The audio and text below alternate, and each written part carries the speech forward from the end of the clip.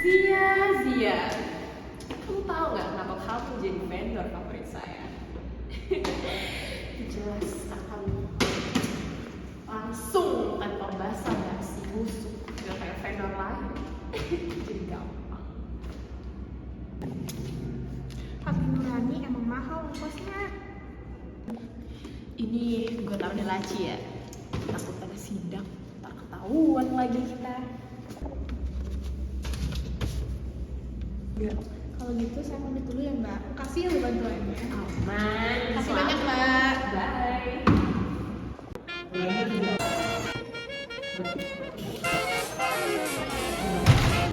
Bukan, ini FHB-nya kok beda ya sama SKT orang dulu. Bu Asa, Bu Asa. Tahu gak sih Bu, apa bedanya ibu sama pulpen yang Bu Asa? Gak ada. Itu ibu sama-sama alat, cuma buat nulis angka dengan api sesuai keinginan saya. Saya cuma pengen pensiun dengan nama baik, bukan. Puasa, tahu gak sih, nama baik itu kayak barang branded ori, langka, jangan hilang kalau nggak dijaga. Untung ada saya. Ada tangan ini, resiko ini. Ada tangan sekarang, cepet, cepet. Baik Ibu.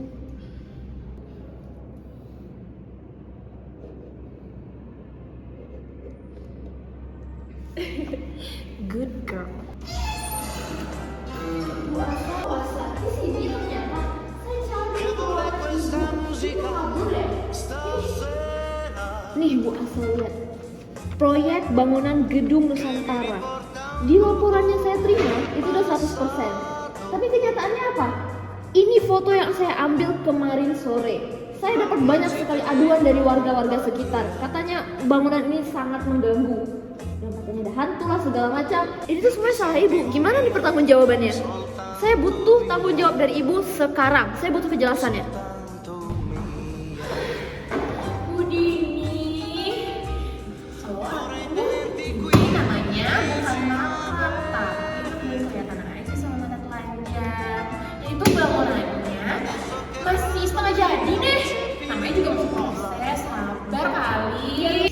Oke ya, urusan saya hari ini tuh sama Bu Asa selaku pemimpin proyek ini, bukan sama ibu.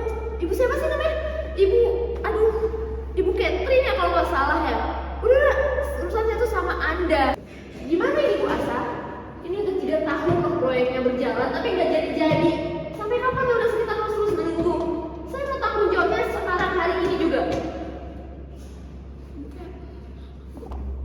Bu Asa, diem. Ibu cuma perlu ada di sini. Kelihatan kayak pemimpin, sisanya gue yang urus. Ingat kan perjanjian kita di awal? Iya Bu Kat, maaf Bu. Udah, bisik-bisiknya. Terus ini kelanjutannya gimana? Apa perlu saya laporin ke ombudsman? Tapi kalau memang ini gak selesai hari ini, saya akan laporkan Bu Asa dan kalau perlu juga Bu Cat ke ombudsman. Karena kan proyek ini ditandatangani oleh Bu Asa dan mungkin dalam dibaliknya we never know ya. Tapi intinya saya akan melaporkan dinas PUPR ini ke ombudsman dengan tuduhan atas dasar penggelapan dana. Ini ada apa sih ribut-ribut? Kedengeran loh sampai ruangan saya.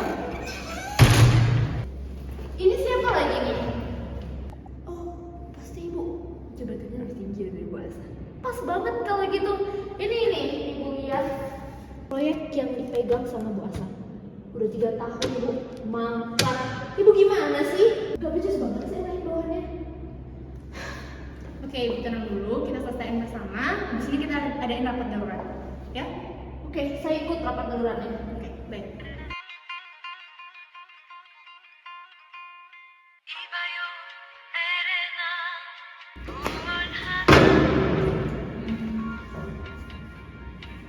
Saya mau lihat bukunya.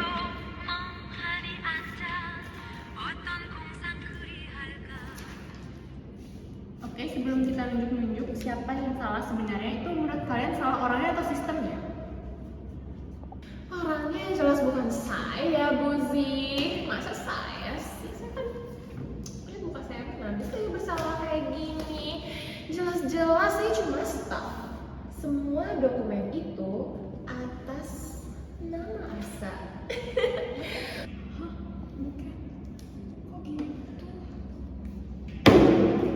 Asa, kita tuh udah janji, kan gak sih?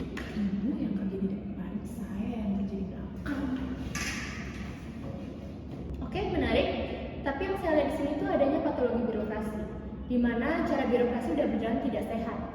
Hal-hal yang salah malah dianggap wajar. Contohnya, ada satu pihak yang terlihat membantu, padahal sebenarnya dia mengendalikan pihak yang lebih lemah, sehingga pihak yang lebih lemah itu kehilangan suaranya sendiri.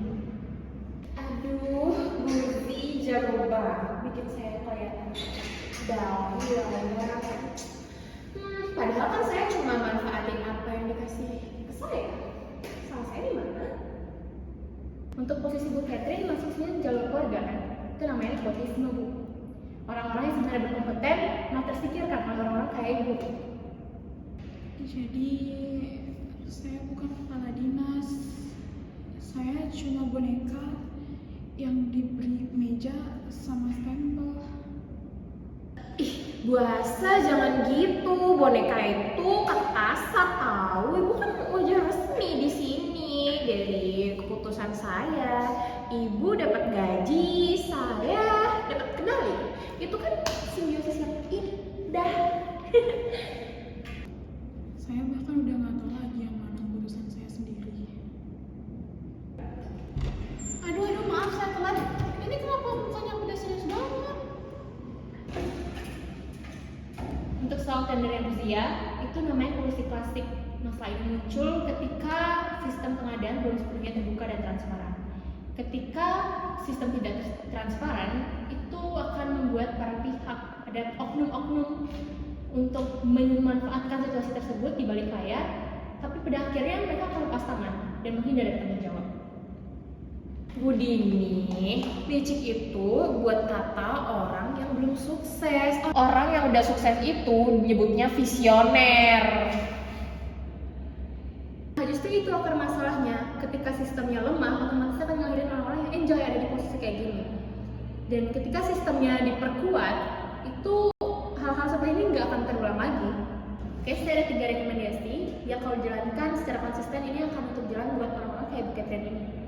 Yang pertama, pengadaan sistem digital terintegrasi 100%, di mana semua akan tercatat oleh sistem tanpa terkecuali agar tidak ada peluang lagi untuk berkolusi. Sistem boleh berubah, tapi celah tuh pasti bakal selalu ada, Ibu Zi. Manusia tuh kreatif banget kalau soal nyari jalan pintas. Iya betul, bakal ada selalu yang mencoba. Makanya dari situ kita harus memperketat sistem supaya orang kayak kamu kehilangan kamu yang satu persatu. Dan kedua, kita harus menegakkan yang namanya merit system. Kita buat asesmen ulang untuk posisi yang non kompetitif. Untuk Bu Catherine, boleh tetap ada di posisinya, tapi dengan jalur yang sama kayak orang lain. Saya sih nggak takut dites, dan saya juga yakin bakal lulus. Dan yang lebih saya khawatirin Bu Asa. Ntar kalau saya udah nggak ada yang bantu-bantu, terus siapa yang nyiapin pidato, jadwal rapat? Itu Ibu bisa sendirian. Enggak, Bu Cat. Saya nggak siap. Saya emang nggak bakal siap. Dari awal, saya cuma orang kebetulan duduk di sini doang. Ini lagi reformasi birokrasi, apa lagi yang segera emosional sih? Serem amat. Justru itu yang harus diputus. Ketergantungan kayak gini tuh gambarnya kegagalan dari sistem. Pemimpin dilucuti kapasitasnya sampai nggak bisa berdiri sendiri. Teorinya menarik, tapi teori doang nggak bisa tuh nemenin Bu Asa jam 11 malam mikirin kita. Itu tuh bedanya bantuan tulus sama analisis di atas kertas doang. Oke cukup, saya lanjutin. Yang nomor 3 itu adanya whistleblowing system yang aman. Harus ada pengawas dari eksternal seperti LSM kayak begini ini. Tenang aja Bu Zi, saya bakal siap banget untuk kawal. Dan saya bakal pastiin orang-orang yang kayak Bu Catherine ini ikut diperiksa semuanya. Silahkan Bu, saya nggak bakal lari kemana-mana. Semua sistem pasti ada celahnya, tinggal nunggu waktu doang. Apalagi Bu Asa, mau nandatangani dokumen apa lagi? Enggak, saya mau nanya. Tiap kali saya protes, ibu bilang saya cuma perlu ada di sini. Tiap kali saya takut, ibu bilang ibu bakal jagain saya. Tapi ibu nggak pernah nanyain saya kalau saya mau nggak sih dijagain kayak gini. Bu Asa, terlalu filosofis, Ibu terlalu banyak dengerin Bu Zin tuh, jadi kayak gini.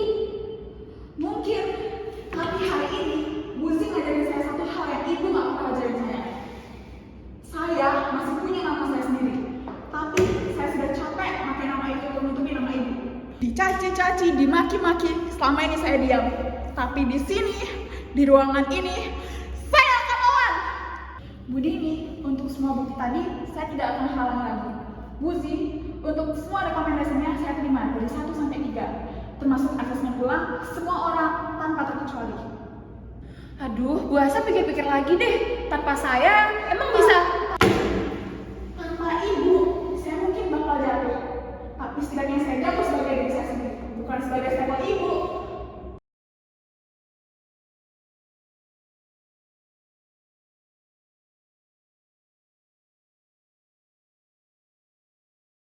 Ini yang saya bilang tadi, komitmen pimpinan. Bukan tentang siapa yang berani mecat siapa, tapi tentang siapa yang berani ambil kendali yang sudah lama direlakan begitu saja. Oke, proses saya lewat jalur yang adil itu. Saya tunggu.